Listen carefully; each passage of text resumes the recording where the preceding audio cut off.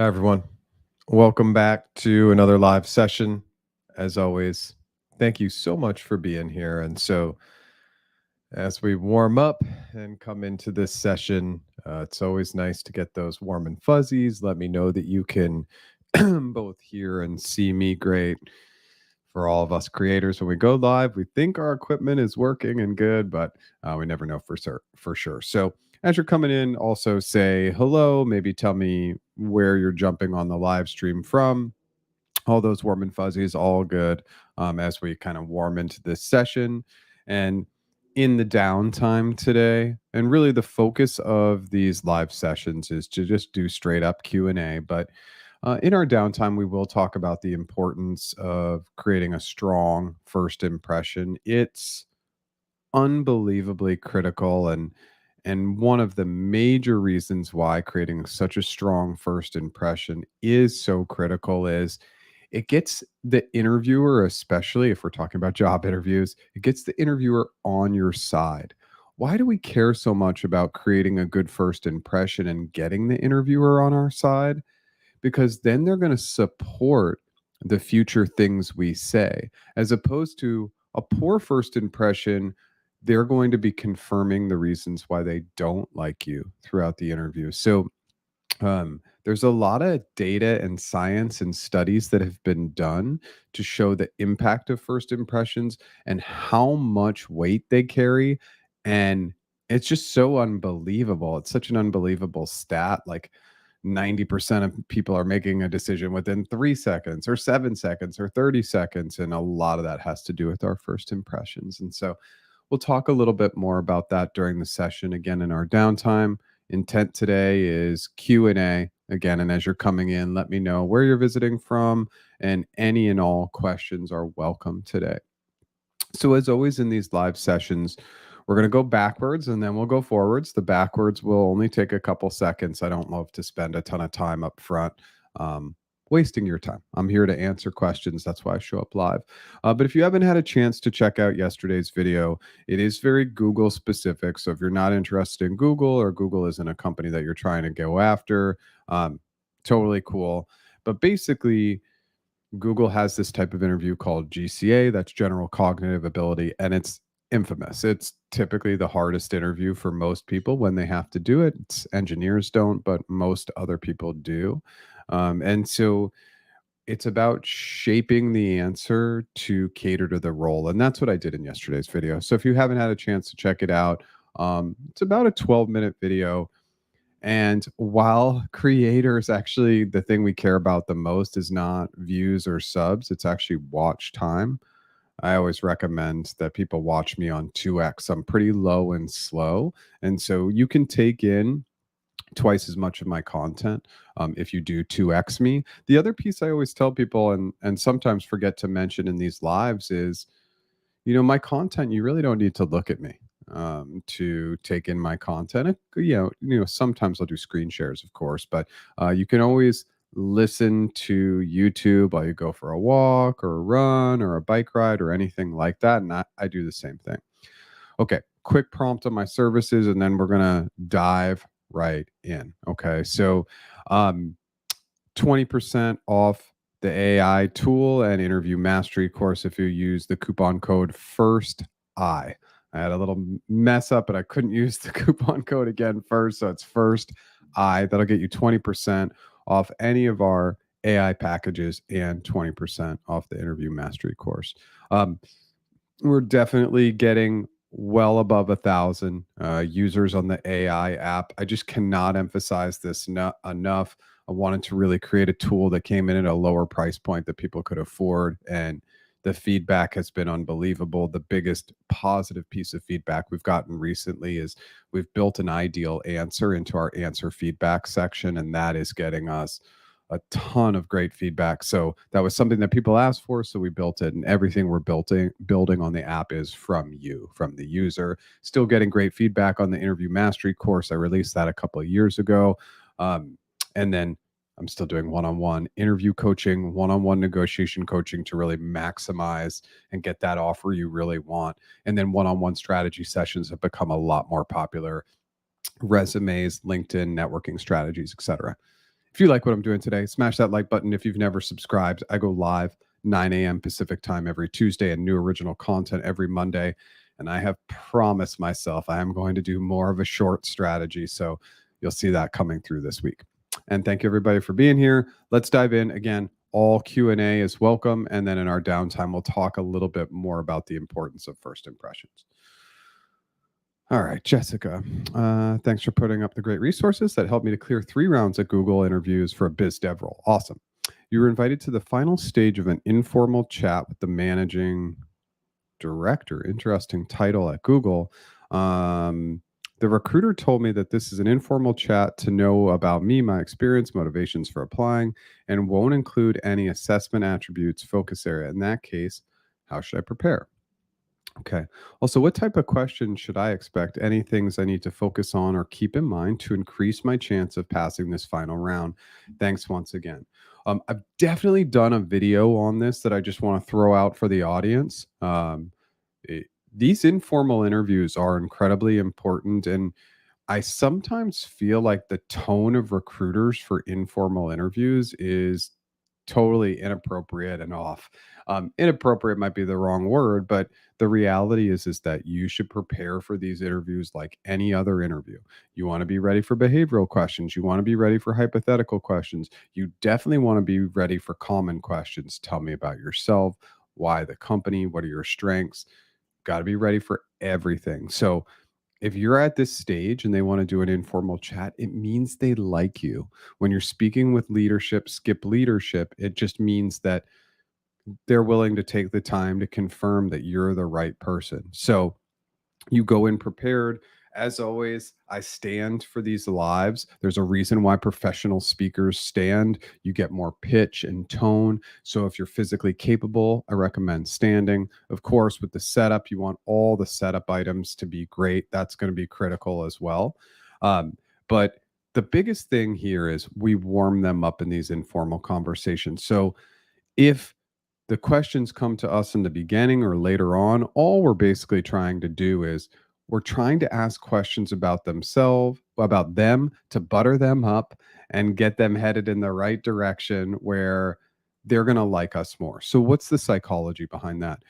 People actually like you more when you ask questions about themselves, about them, and they get the opportunity to talk about themselves. Sorry, I'm fumbling on those words a little bit, but really the critical detail here is that we want them talking about themselves. So what are the questions we ask? We ask questions like, what do you love about your role?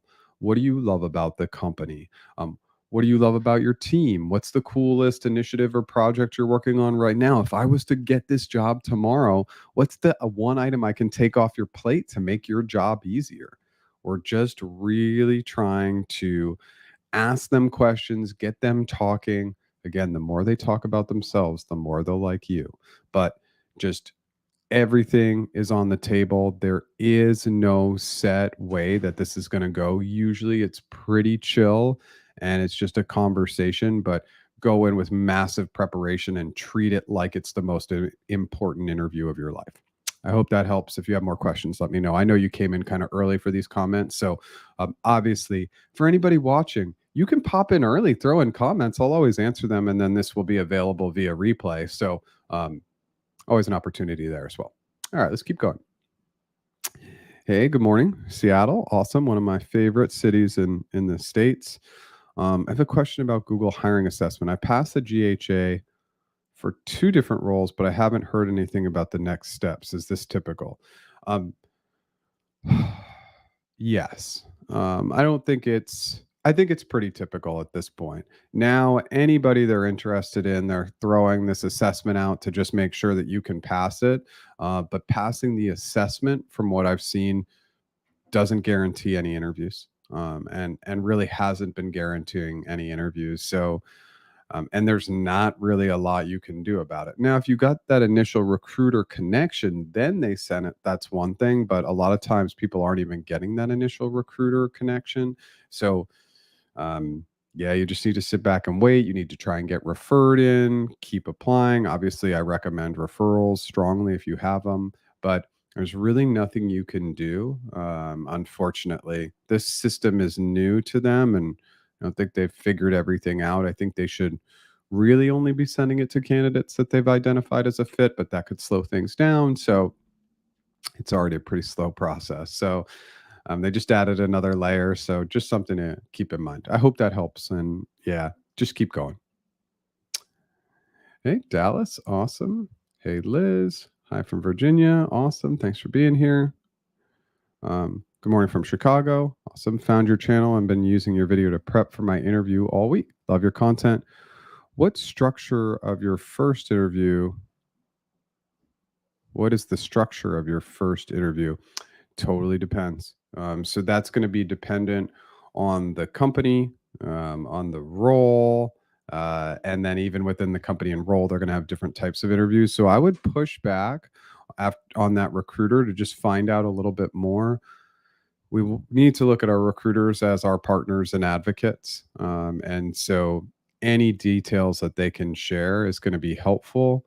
What did I do? I think I did that video. My brain always can never connect all the videos, but I think I did that video. Oh no, sorry. I take it back. I did a blog post last week. I'm trying to stay active. I was really good for about a year and a half, and it's been somewhat inconsistent. I'm trying to get back to some consistency there, but in the blog post that I wrote last Thursday, if you just go to practiceinterviews.com, I actually wrote out the list of questions you should ask your recruiter. And so there's like 30 questions in there. So you might find that helpful as a resource. Hi again, Liz. I see you're popping in from LinkedIn and from YouTube. Love it. Guess we'll get the Boston discount code next week. Here's the deal. If the Celtics win the NBA championship, which we're all hoping for, of course, we can use the Boston coupon code. Many of you probably know I grew up in the Boston area, but I moved west about 20 years ago. It's been a long time. Okay. Interviewed for a Google Cloud Security CE role and cleared your GCA, GNL, and RRK 18 months ago, but did not clear the hiring manager rounds twice for different roles. Okay. I've improved my cloud security skills since then. Not seeing many new roles now. Should I ping the hiring managers on LinkedIn? What should be my talk track in addition to keep giving? Okay, this is a really great question.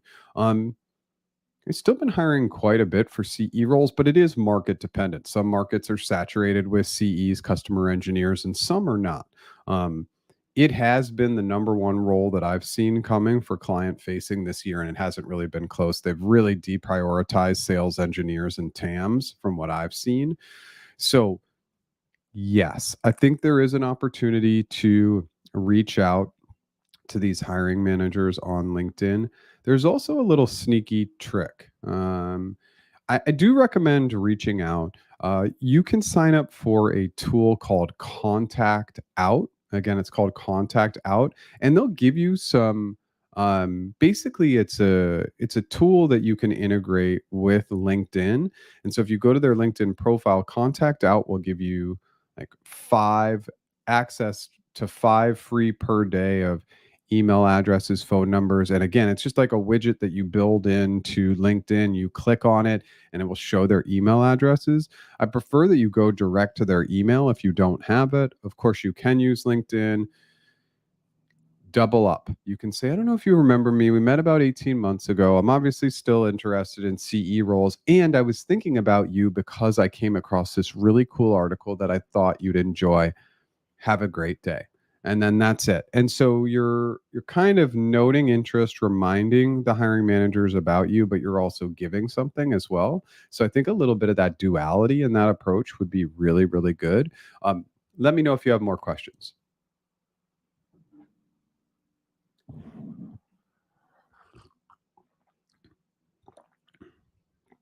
Hey, Jeff, can you please share any interview resources for a business systems analyst? Okay, so business systems analyst. I feel like I've done. One of the items that I always recommend to people that I think they're not utilizing enough is like when you get into YouTube or when you're on my channel, you can search people's channels or you can search YouTube. Just put the title or the area you're interested in, and in Boolean and in caps, Jeff H. Sipe, and you'll come up with it. Because I think I've done at least a couple business systems analyst videos. I could be wrong. I can't keep track. It's been about 450 videos, so I've lost my way a little bit. But business systems analyst, what do we know about these roles? All right. So anybody who's in an analytical role has to be really good at doing analysis, but they also have to be really good communicators. You can't just analyze the information. You have to be able to go out and share that information, ask great questions to get better information. Obviously, when we talk about systems, there's a little bit more of a technical component there. So you're going to want to be thinking about that. But solving through business systems and being able to analyze business systems is really the way you want to be thinking about it.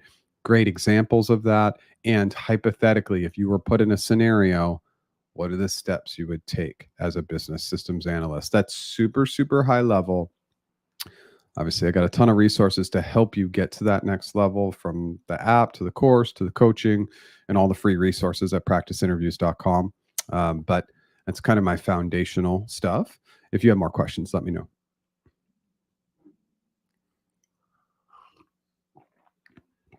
Okay. Hi. Thanks for your awesome content. I received the news that I passed the on-site interviews and the offer has been approved for a London-based L3 PM role. Awesome. However, recruiter wants me to state my salary expectation first.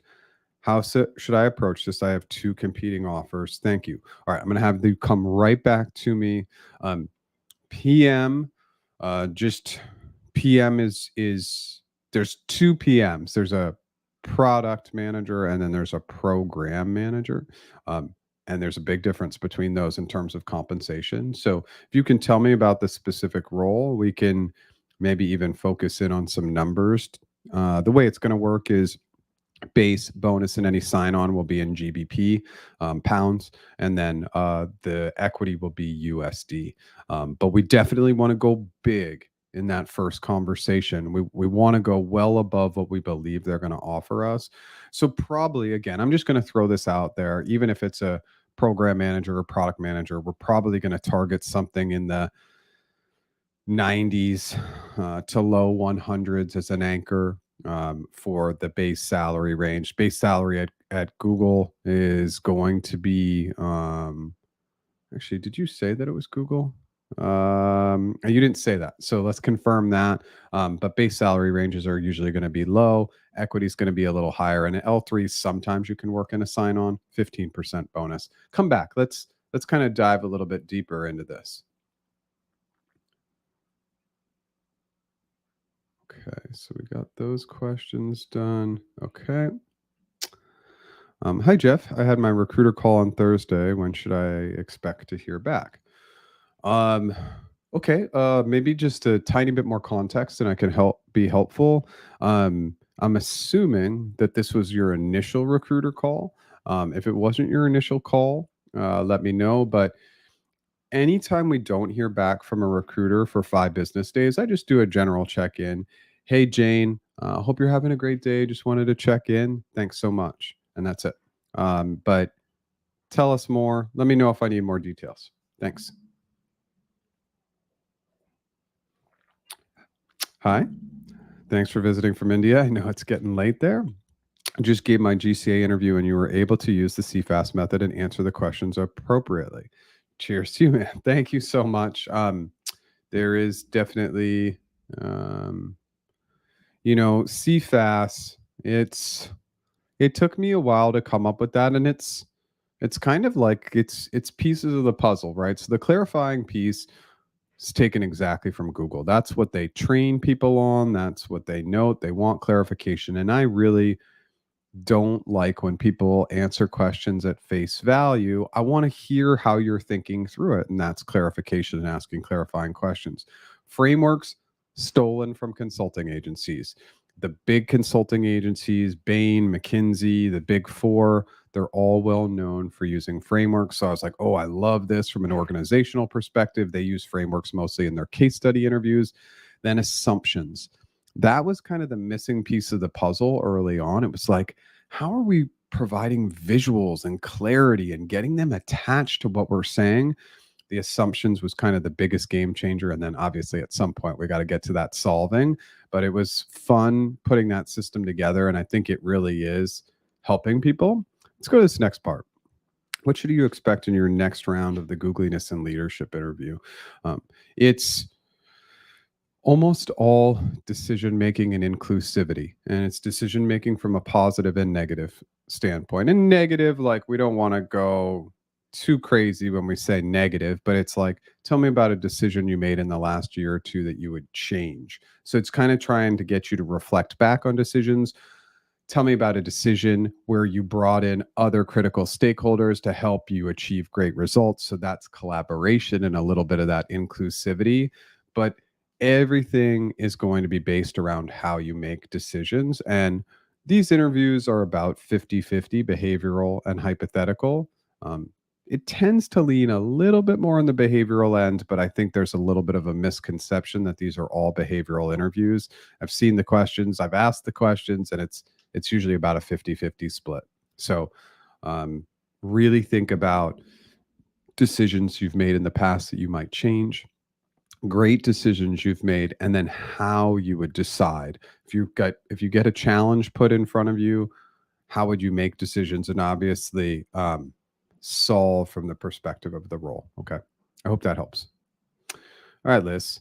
Question. I see a great role at G, but it requires only 3 to 5 years of experience and was mid-level. I was an L5 and was at G so briefly during COVID. I wonder if I should remove it from my CV altogether. I mean, I wouldn't.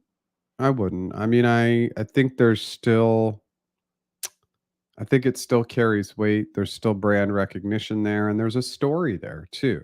And if you can spin that story really positively, I would recommend that you keep it on there. I'm not sure, Liz, of the exact tenure that you were there. You can tell me, but if it was, 2 or 3 months, that's long enough to put it on there. So come back. Let me know if you have more questions. Hi.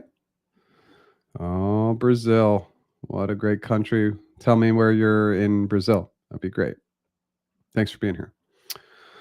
Thanks for the additional context and advice. Apologies. Should have been clearer. Interview is specifically a with Google and a finance role. All right, let me roll back on this for a second, just for context. Yeah. So again, same answer. We got to go back to the recruiter. So it's a Google finance role. A lot of times, what they're doing is they're doing what any good company would do to keep the process moving in an already incredibly brutally slow process. They're probably just going to put you in front of what's available first. Most finance roles are usually it's 3 interviews. It's just a GNL, GCA, and RRK. They could throw in a second RRK in there as well. But usually it's only 3. But that order a lot of times is based on availability. Then it could also be hiring manager specific. They always want candidates to do the GCA first. They always want to do the first interview. They always want to do the last interview. So it's just really important to go back to the recruiter and ask, do we really care about the interview type? I mean, not really. You're trying to build the foundational skills, and the foundational skills are making sure you understand how to structure an open-ended hypothetical question and making sure that you've created really great behavioral answers. And if you work with that foundation, the interview type matters less. You want to be ready, right, for the challenging types of interviews, but that's my advice. Definitely try and go back to the recruiter. Hey, Daphne. Thanks for being here. Hey, Jeff. Had my final round for a PM role on Thursday last week. How soon should I expect to hear back from the recruiter? No set expectation time. If it was Thursday, I would follow up later in the day, Wednesday or Thursday morning of this week. 5 business days for recruiters. I know we want to hear from them more often. Even how I would have followed up with you would have been, I would have followed up on Friday and said, "Hey, I'm just waiting for feedback. Have a great weekend. I'll touch base with you next week." But just not seeing a lot of that these days. But yeah, check in either later tomorrow or Thursday morning if you haven't heard back. And good luck. Let us know. Come back and let us know how it goes.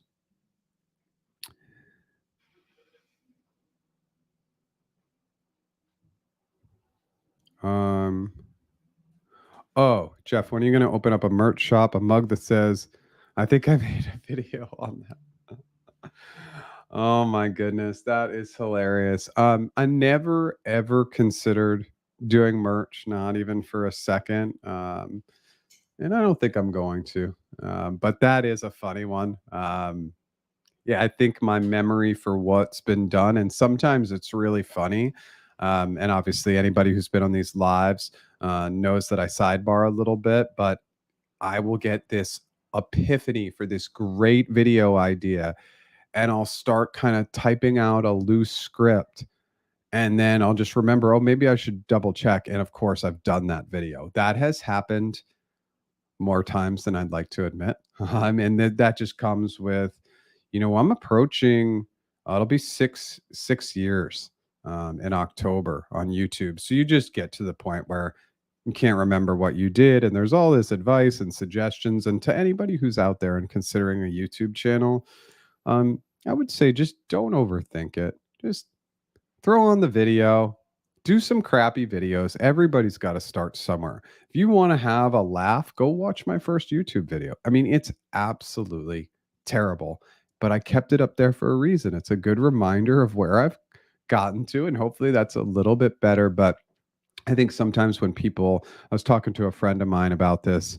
We went out for lunch on Friday and was trying to convince him to do a YouTube channel. It's like, I think sometimes people have the fear, like it needs to be edited perfectly and I need to have perfect thumbnails and it's got to have perfect content. And I would just say, if you have any interest or anything to share, just get after it. And nobody's going to watch for a long time. I mean, on my channel, it took me like over a year to even get 1,000 subscribers. Like nobody was watching.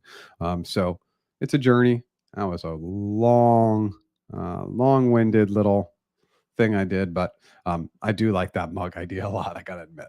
Thank you. Okay. So this is the program manager, L3 Google London, total comp GBP. It's not going to be like super high. Like they're probably ultimately going to come in. The base will probably end up being like 75K GBP, 15% target bonus. So we'll put you at 87K. You're probably not going to get a sign on. And then they're probably going to come in with something really low in equity. They'll probably come in with like 60K in equity to start, 75K, something like that. So the biggest opportunity is you're going to want to try and push that base up a little bit. See if you can get maybe 3 to 5K on the base. And then on the equity, you're going to want to go higher. So again, maybe if you're anchoring 95K anchor for the base, I would put the equity anchor probably in the high ones, like 185-ish, which is going to be way outside of the range, and maybe try and build in like a 10 or 20K sign on, something like that. They're going to tell you it's crazy. Don't worry about it. Just say thank you, take it back to the comp team. And that's going to help you maximize and get the best offer for that role. But good luck. Let me know. Obviously, I do one-on-one negotiation. I'm here to help if you need it. Okay, let's go here. Follow up on the GCE question. I'm on a visa in the US, seeing lesser visa roles at G for CE.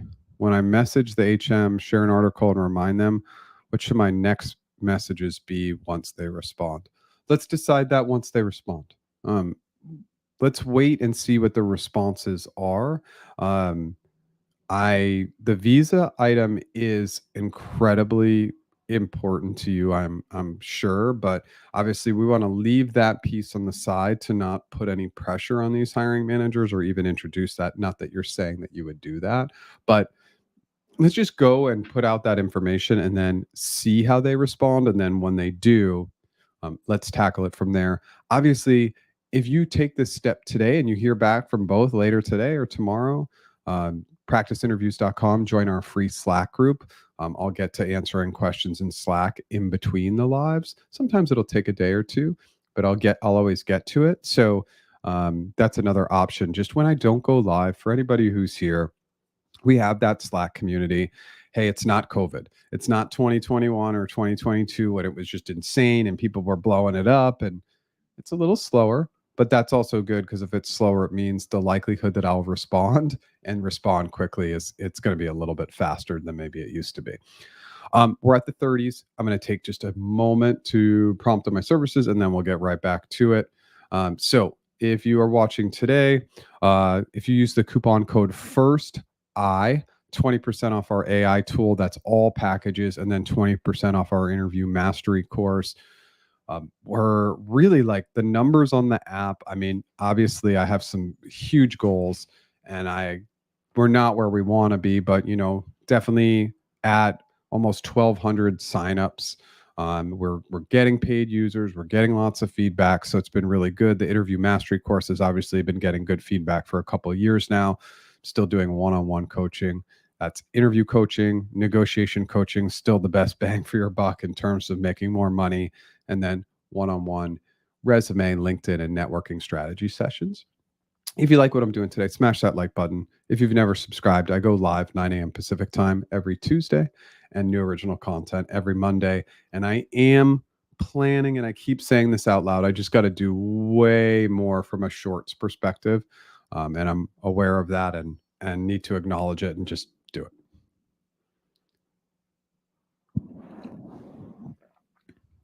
Thanks, Jeff, for sharing your thoughts on the BSA role. You have a solution design interview coming up for a BSA role with Google. Shall I prepare for system designs? Is there any suggestions or tips? Okay, so I actually do have a huge suggestion and tip, but let's just pause before I make that suggestion and tip.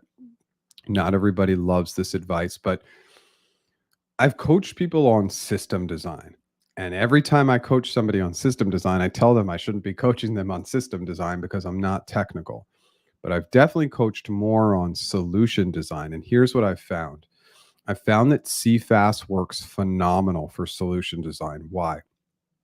We are never going to provide a design for a solution without asking questions first, so we clarify. Then, when we're thinking about the solution, we're probably designing in 3 or 4 or 5 areas. Let's call it 4 areas. I just kind of like this, like 4 items. So if we're designing for 4 areas, that's our framework. We're going to mention that those are the 4 areas we want to design for. Then we'll bring in some assumptions to narrow the focus of our design, and then we'll solve. So I love CFAS for solution design. I find it works really well. You should never design anything without asking questions. You should never design anything without bringing a structure to those designs.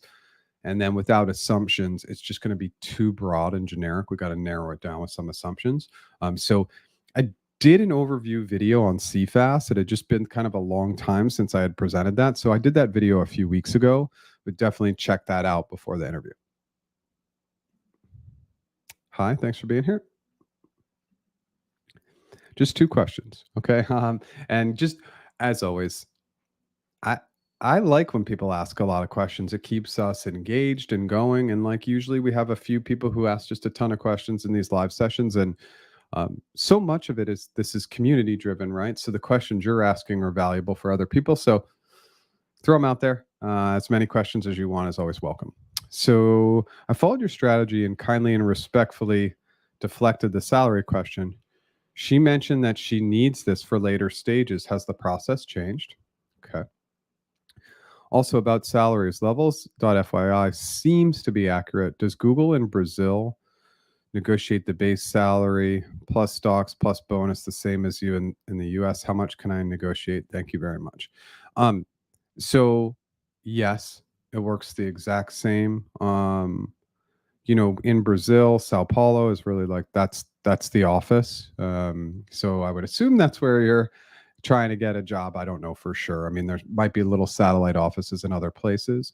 But no, you should be negotiating on all those items. And she does not need that information. That's a lie. It's absolutely incorrect. And If she continues to push and says, I need this information, you can simply say to her, and once again, my default kind of fake recruiter is Jane.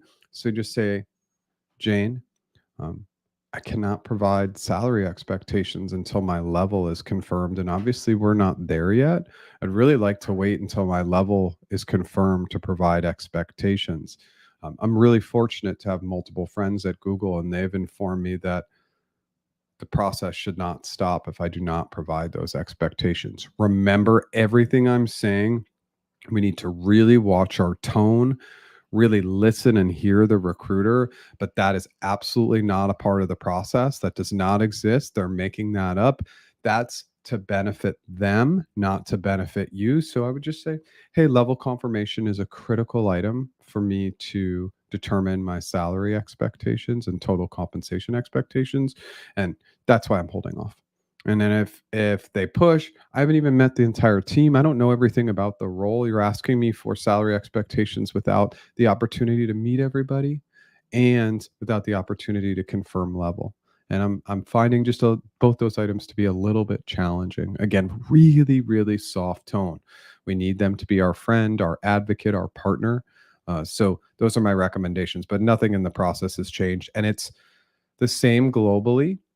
Outside of the US, the only difference is it's going to be local currency for everything except equity, which will always be offered in USD.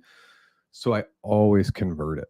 I always do that conversion to local currency, just so from my perspective, I understand how to negotiate. I hope that helps.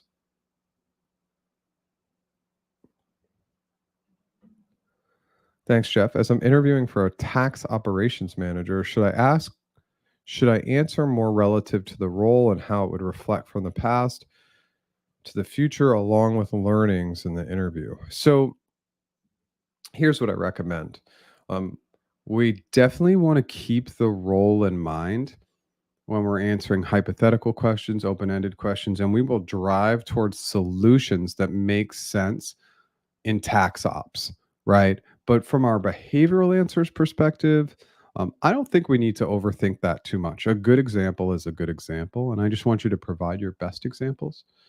So I don't think that your examples need to lean that way. If you have some examples in that space, great, but you don't need to overdo it. I hope that helps. Hey, Jeff, interviewing for a Google TAM role. Oh, you're one of the only ones. Okay. Already done with the RRK, RR2, and have my GCA tomorrow. Could you please help me with the resources, tips for a GCA for a TAM? Yeah, absolutely. So definitely look up the technical account manager video I did. That will help. That's when they used to do the take home. So it was different, and you've already passed that stage. For the GCA interview, the biggest piece of advice I can give you, and there's really only one piece of advice. Well, there's two pieces of advice. Watch that video I did yesterday because that will really help you solve like you're in the role. So, what do they love to ask TAMs? Customer engineers, sales engineers. They love the open a pastry shop question. You will not answer that question based on the best type of muffins or the best type of croissants or whatever it's going to be.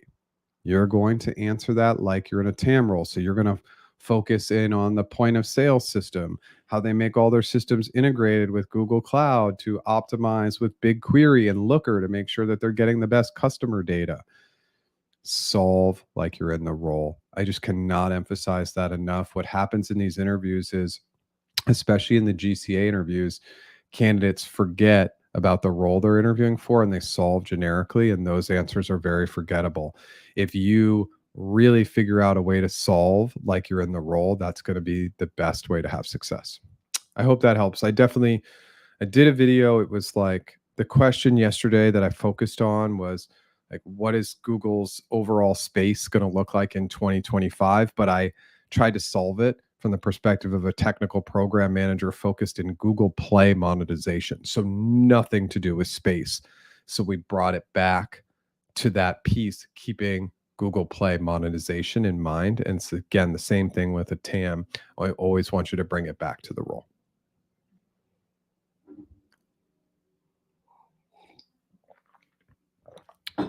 Hey, Jeff, any movement on L3 SWE roles in the US?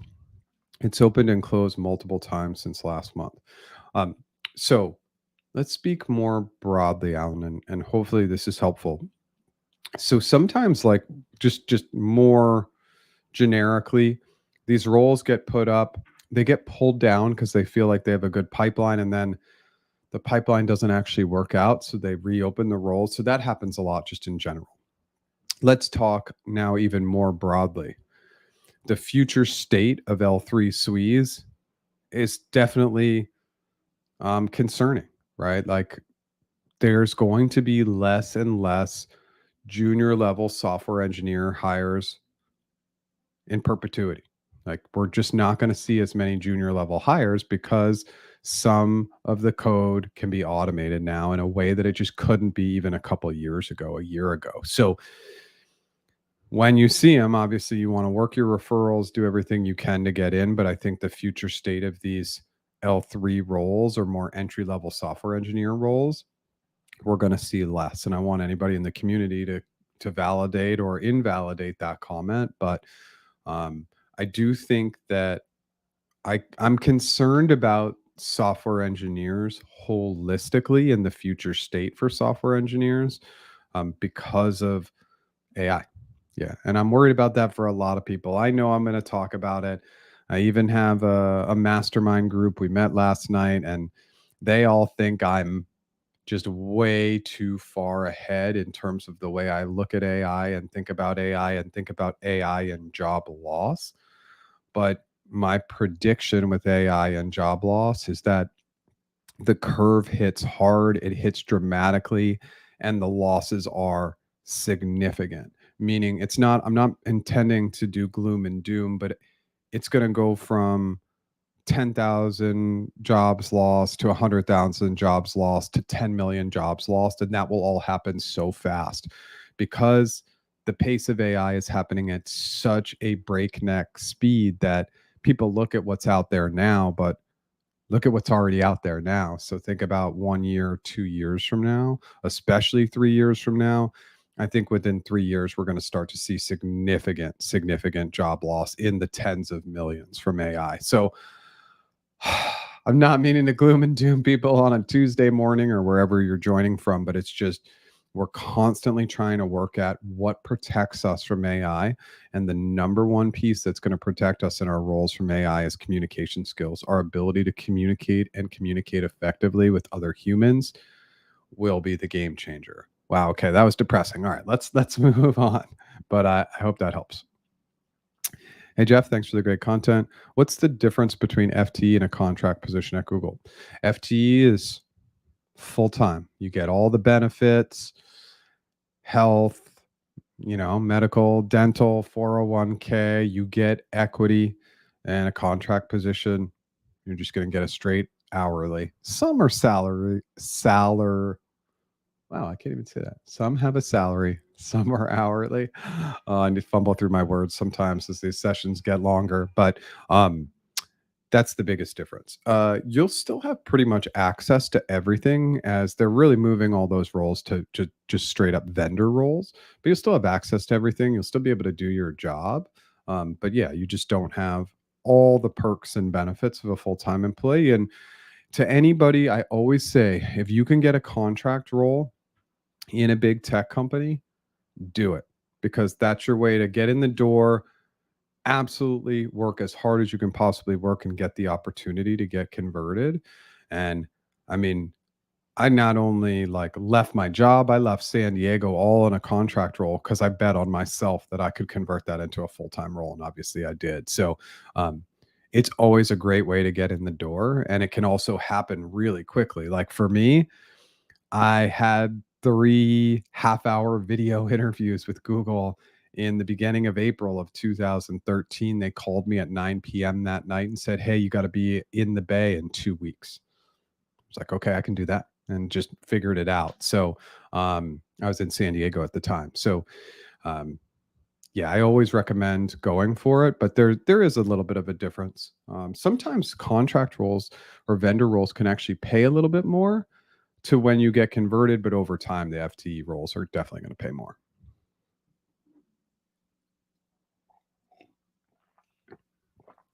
Hey, Jeff, my recruiter, hey, Gary, said we're in a holding pattern waiting for some approvals on the manager side for the DC tech role. Okay. Is this the same as a candidate being on hold? Um, well, well, I don't know how you're qualifying that, but yeah, I mean, I think that sometimes with the DC tech roles, like there are some moving pieces. And I think I could be speaking incorrectly.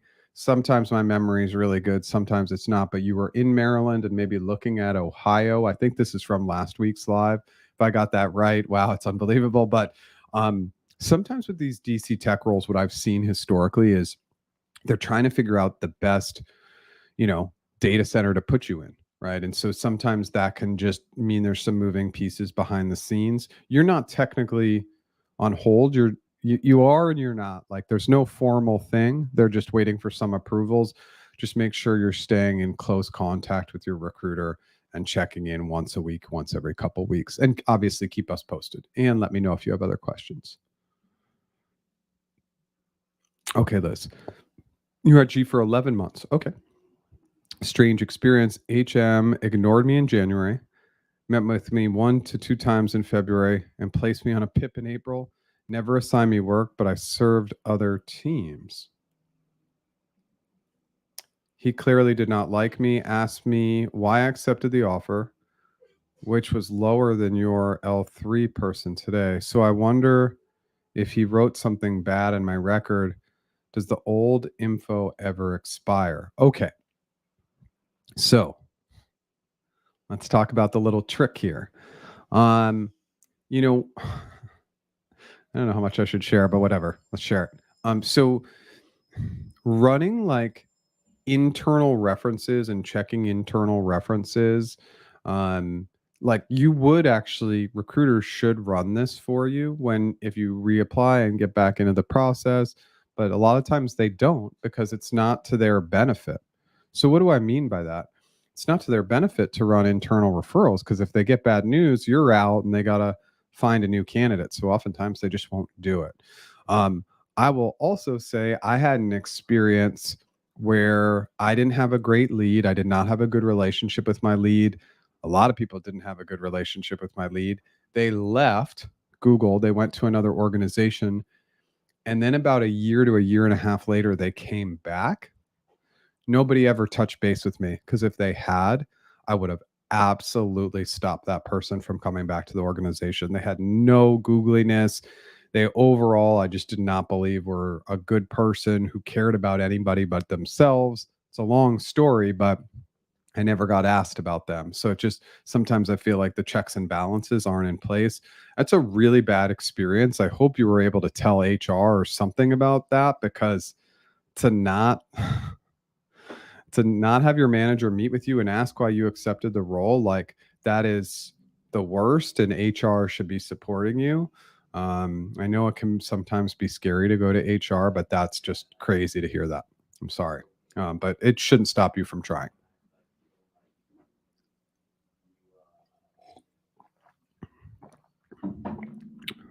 Okay. So, Gary, how far in the interview process are you? Is a holding pattern for just that location? Would there be something available now if you're open to relo? And it sounds like Gary, I think, is open to relo. Let's actually go to this, then we'll go back to the next one. In the final stage, completed all the interviews and team match with positive feedback, waiting for approvals, and would be relo from Maryland to Ohio. Wow, it's crazy when your brain works. It's unbelievable. So yeah, Gary, just keep us updated. Like just I mean, again, like our exchanges have been extremely positive. Just stay super positive. It will likely work out for you. I always kind of find with these DC tech roles, it does end up working out. And so, yeah, just stay patient, but stay in touch with your recruiter. That's really all you can do. But you've passed the toughest part. So, like, you have controlled everything you can control. Now, these next stages, you unfortunately cannot control. Hey, Jeff. I got accepted by Amazon yesterday. Amazing. You interviewed for a mid senior software engineer, but got an entry level offer. They asked me to get back to them today. Should I get back to them as soon as possible or wait till the end of the day today? That's really up to you. If they asked you to get back to them today, take it seriously. The biggest there's a little trick with Amazon. Okay, so with Amazon, um, they don't rescind offers. Okay, so when you're negotiating with Amazon, you can go big. And what I really want you to be thinking about is do not get intimidated or scared if they say, this is crazy. We're going to rescind the offer. These numbers are crazy. They don't do it. They just talk a big game. But I've negotiated, I don't know, 50 to 100 offers with Amazon and never had an offer rescinded, even though I've heard that verbiage at least 20 or 30% of the time. So definitely make sure you're going big. Biggest opportunities with them are going to be the year 1 and year 2 sign on and the equity components. They're similar to other companies where the base salary is going to be pretty lean, and your movement on the base salary is going to be limited. And you can always let them go first. You can say, okay, I'm ready to move forward. What are the numbers? You can always ask for the numbers and see if they'll give them to you first. And then when they do, you're going to push back with a higher anchor, especially, again, year 1 and year 2 sign-ons and the equity component.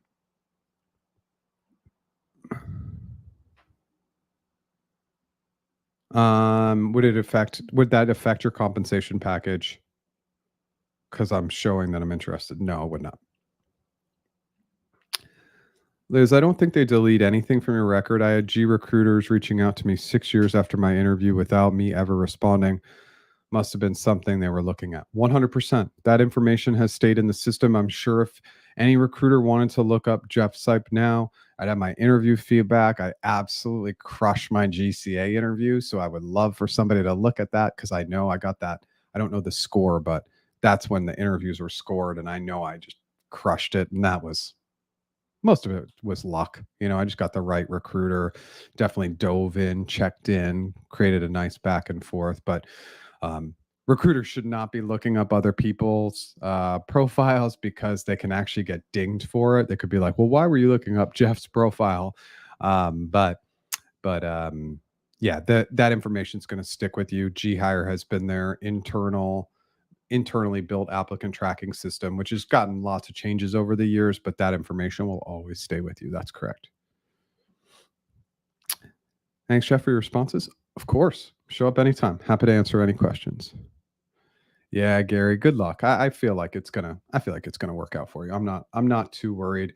Just historically, what I've seen from those DC tech roles, you're gonna be all right. You might have to be a little patient, but you're gonna be okay. Hey, Jeff, thanks for the awesome content. I interviewed last year for an L3 position. I received great feedback, but in the end, you didn't get hired. I got feedback that everything was really great. Okay. However, I should focus a bit more on data structures and algorithms. Now the recruiter circled back asking me if I'm interested in L4 roles in the future. Okay. But now I need to do 5 additional interviews. What's your recommendation here? Is there a way I can ask them to at least not have to do the first screening round? Yeah, you can always ask, okay, can any of these interviews be repurposed? Like if you're doing data structures and algorithms, obviously this is a software engineer role. And so like you can always say, hey, can my googliness and leadership interview be repurposed? Because you're going to have coding interviews, right? And then you're going to have to do that G&L interview. So it's always worth asking. Can't hurt, right? If you have more questions, let me know. How would you go about making internal transfers? Hunter, I might need a little bit more clarity on this question. If the question is, when would you do an internal transfer? My feedback's always the same. Transfer after a promo. Otherwise, you're just setting the clock back and it's a huge waste of time. So I would say, like, when I transitioned teams, I got promoted and instantly I started talking to other teams. I wanted to do something else. But if I hadn't done that, I would have set my clock back. And so you just don't want to set that clock back. I hope that helps. Let me know if that's answering your question. When does Google confirm the level? Is it after GCA, GNL, and RRK is confirmed? HC confirms level. Sometimes HC isn't included if the level's pretty clear, right? Sometimes it's a clear-cut case and there's a level determined beforehand, but the vast majority of cases, hiring committee will ultimately be the who determines level, and that's based on feedback, your background, hiring manager statement of support, etc. Hey, Jeff, I got accepted by Amazon yesterday. Awesome. Oh, okay, we answered that question. Hey, Jeff, I recently failed to obtain a Google offer after 4 rounds of interviews for an account strategist role. I received no feedback and thought I nailed every call with your help. How do I go about reapplying and getting back in pursuit of this? I could nail all the interviews today if I had the chance. So when we don't pass for a role and not getting feedback's pretty common.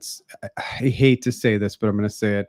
It's a little bit of a legality challenge. They just don't want to give you specific feedback because if you do, you can come back, you can sue them. I know it sucks, but that's just unfortunately the reality. If you don't pass the account strategist interviews, you can't go back and interview tomorrow. They're going to block you. You got to wait at least typically 6 to 9 months, call it 6 months. And then maybe you can reapply. You can look at and try to get in front of other roles like a growth manager role. It's not exactly an account strategist or something else. Maybe you go after an account manager role, but you're not going to be able to get in for the same role. They're gonna block you. Hey Jeff, what is the typical interview duration from start to finish for a customer growth associate role at Google? Can't answer that question. It's just the typical duration is such an unknown, but it's never less than a month. It's usually 2 to 3 months, but it really depends on how much your recruiter is driving the process. That's a big piece of it. How quickly do the interviewers get feedback in? How quickly does that manager write the statement of support? How quickly does your recruiter get you into hiring committee? How long does the negotiation take? Usually look at it as at least 2 months, but it's really an unknown. Sometimes it can move faster and sometimes it can be a lot slower. Okay, side note, my recruiter, third-party contractor, told me to circle back in 12 months when I could reapply.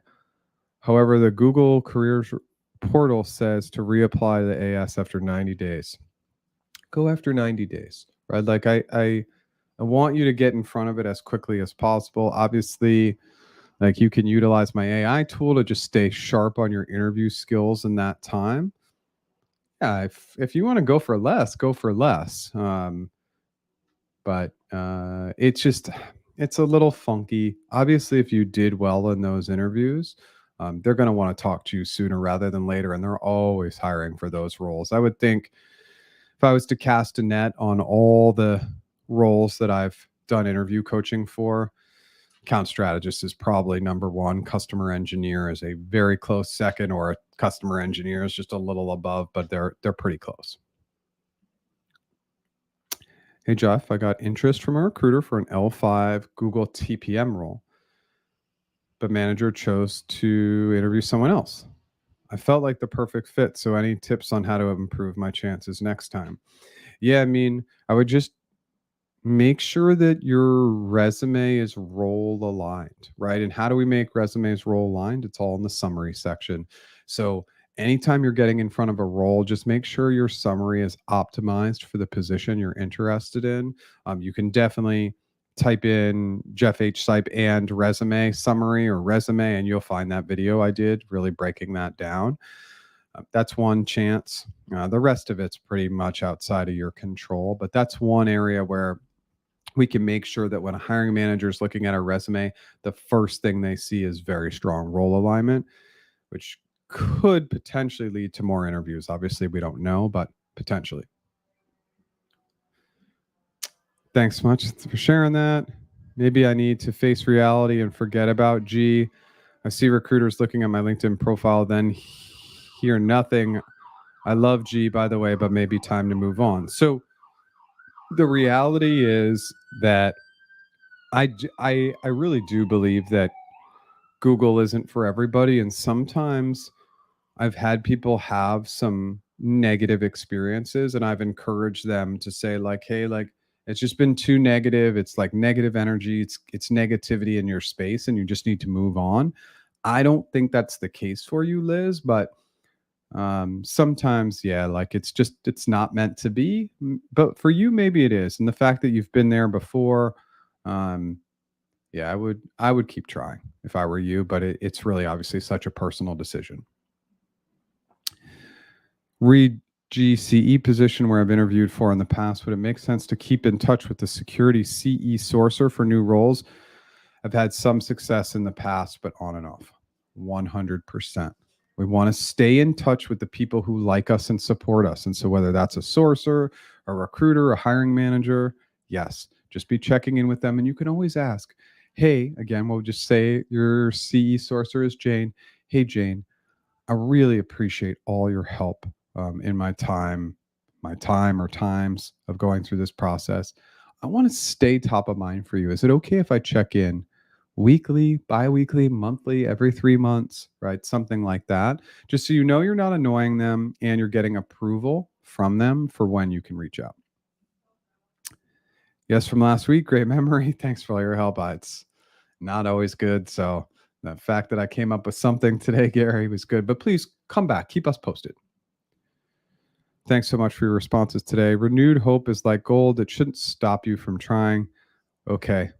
Look out, dream at Google. I'm going to apply today with my internal referrals. With your internal referrals correct, it's always an advantage. Thanks so much, Jeff. You're the best. Thank you so much for being here. If a recruiter is not updating after the initial call but does not reply, do you encourage such a call if they come back as they mentioned it was urgent? They also tried to lowball the offer. A recruiter is not updating after the initial call. So, all right, JC, I'm going to kick this right back to you. What's the company? Were they introducing some really low numbers early on? Like what happened when those numbers were introduced? Tell me a little bit more. Hey, Jeff, do you have an interview services for a specific domain for a specific company? I know might be my question not clear, but if you do, let me know. Yeah, of course. I mean, my coaching is all based on the role and company. And it really like, of course, I coach a lot of people trying to get into Google mostly and Amazon and Meta and Apple and Microsoft. But I coach. You'd be surprised at some of the companies and organizations I've coached for. My coaching at its foundation is general and not company or role specific. Hey, Jeff, I'm negotiating with Meta for a SWE in the UK. Between the first and second offer, they increased the equity only 10%, still waiting on a third offer. How high should I push? Yeah, John, what's been happening is like Meta has not been moving the equity nearly as much as they did historically. This started like 2 years ago, 2 to 3 years ago. They really started getting much, much tighter on the equity component. So, yeah, it sucks. Yeah, they're a lot tighter. Continue to push. Just push, push, push, push. Be gracious and kind. Push more. Be gracious and kind. And then when they're like, John, we're done. Like this is the best and final. And you've heard best and final, and then you've pushed back again. Then you can decide whether you want to take the offer or not. But yeah, their offers have been significantly less than they were historically. If a recruiter is not okay, we read that one. Okay, it's definitely more than 25% of my current pay, but now what it offers as per level.fyi lower by 20%. Okay. I mean, remember, like, I'm a big comp person. Like, I think that we work for financial freedom, period. And now, of course, we can get some enjoyment. I love going live on these sessions. It's really amazing to interact with the community, and I look forward to these live sessions. But I wouldn't take a job that wasn't going to pay me more. I'm not trying to take a pay cut. I'm trying to take a pay increase and get a better opportunity, get a better brand, but I'm not trying to take a pay cut. Now, would I take a small, tiny pay cut to go to a priceless brand like a Apple or a Microsoft or a Google? Sure, because those brands are priceless and will pay us more over time. But up front, I'm not trying to take that haircut. Remember, if that's just a base salary range, though, if they just talked about base, that's different, because if you're going after a big company, then it's going to be base, bonus, equity, sign on. So we're looking at total comp. And I think that this is one of the tricky things about companies providing the base salary range. We look and we think, oh my goodness, I'm earning more in base. But if the company is a public company that's going to give you equity, you're instantly going to get a huge bump from that equity component. And again, any like bigger company is going to have a built-in bonus as well. Oh, it was total comp. Okay, then I wouldn't do it. You can always go back and say, hey, is this negotiable? Because it's currently a large percentage less than what I'm currently earning. And you could just ask that question. If you're really interested in the opportunity, there's no reason to push back. I think they weren't really being responsive to you anyway. They're not updating you. So, but I would push back. And you're welcome. All right. So I'm going to go, we're out of questions. Of course, any additional questions that come in, I am more than happy to answer them. Let's just go into our wrap up, and happy to take another 3, 5, 100 questions if they come in. If you use the coupon code FIRSTI, 20% off the AI tool and interview mastery course. For the AI tool, that's all of our packages, and the interview mastery course, 20% off. Good feedback on both. Check them out. The AI tool, it's just a low price point. And trust me when I tell you, when you use that tool, it was built to sound exactly like me. It's not some generic thing. It's going to follow the CFAS method. We are going to dig into every aspect that I talk about from a STAR method standpoint. When answering common questions, it's going to help you look at that rule of 3. So lots of good opportunities there. Still doing one-on-one interview coaching, one-on-one negotiation coaching, and one-on-one strategy sessions. That's resume, LinkedIn, and networking strategies. If you like what I did today, smash that like button. If you've never subscribed, I go live 9 a.m. Pacific time every Tuesday, and new original content every Monday. And I promise, I got to just promise this and kick my own butt. I got to start doing more shorts because I know people like them. Okay, Gary. Are there sign-on bonuses and relo packages separate? 100%. The sign-on bonus is a part of your total compensation package. The relo package is done by a third party, and the relo company is just trying to optimize that relo package for you. The biggest thing I just recommend is take the relo, don't take the lump sum. The lump sum is taxed. Okay, so you just want to take the components of the relo package, and the relo package, again, since they're third party, they're just working in your best interest, but they are different. Your sign-on would be a part of your total compensation.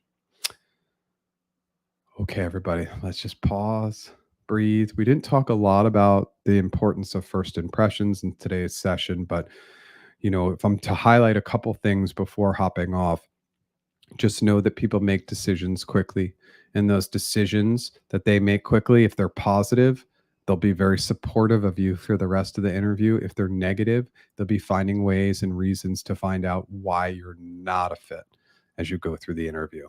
So it's really, really critical to make a strong first impression.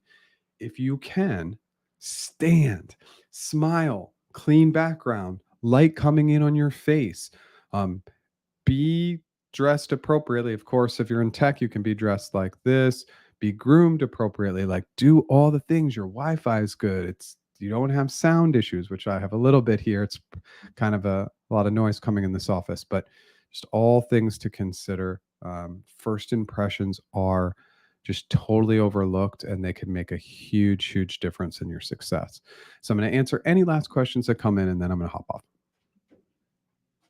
Regarding first impressions, I've heard the first 3 minutes and the close are the 2 most important parts of the interview. Do you agree? Well, I think that the first part's the most important because it is a first impression.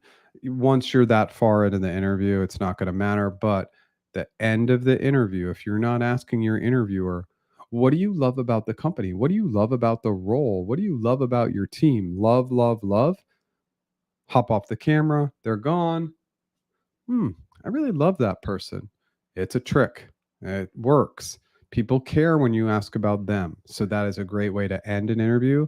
But first impressions are first impressions. You're either going to win them over or you're not. So tons of opportunities to win them over if you can. Okay, let's see. Thanks for being here. Thank you, everybody, for being here. And I'll be back next week. And hopefully tomorrow I can kick my own butt again to get a couple of shorts done.